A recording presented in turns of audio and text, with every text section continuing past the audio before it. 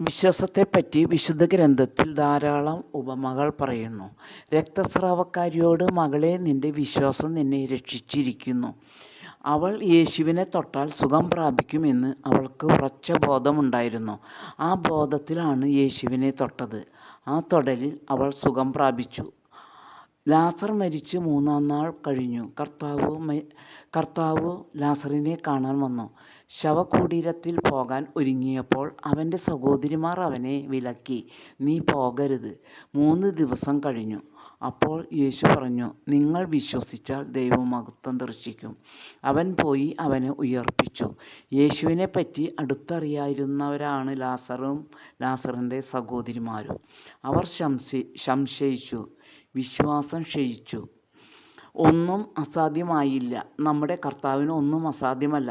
വിശ്വാസത്തെ നാം ആ സമയത്താണ് ഊട്ടി ഉറപ്പിക്കേണ്ടത്. നമ്മുടെ തോൽവിയുടെ കാരണം വിശ്വാസക്കുറവാണ്. അവൻ രക്ഷിക്കും എന്ന ഉറപ്പ് നാം ശക്തിപ്പെടുത്തണം. ആടിയുലയാൻ പാടില്ല. വിശുദ്ധ ഗ്രന്ഥത്തിലുള്ള ഓരോ വചനവും നമുക്ക് വിശ്വാസത്തോടെ എടുത്തുപയോഗിച്ച് നമുക്ക് സുഖം പ്രാപിക്കാം.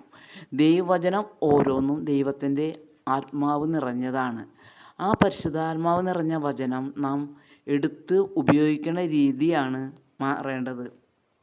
ഉറച്ച വിശ്വാസത്തോടെ അത് മനസ്സിലാക്കി അവൻ്റെ ഓരോ വാക്കും വിശ്വാസത്തോടെ എടുത്തുപയോഗിച്ച് ജീവിതത്തിൽ ശക്തി പ്രാപിക്കാം. അവൻ നമ്മെ ലജ്ജിതരാക്കുകയില്ല. യേശുവിനെ നാം കണ്ണും പൂട്ടി വിശ്വസിക്കുക. അവൻ വെളിച്ചത്തിലേക്ക് നയിക്കും. യേശുവേ, ഞങ്ങളുടെ വിശ്വാസം വർദ്ധിപ്പിക്കണമേ. ആമേൻ.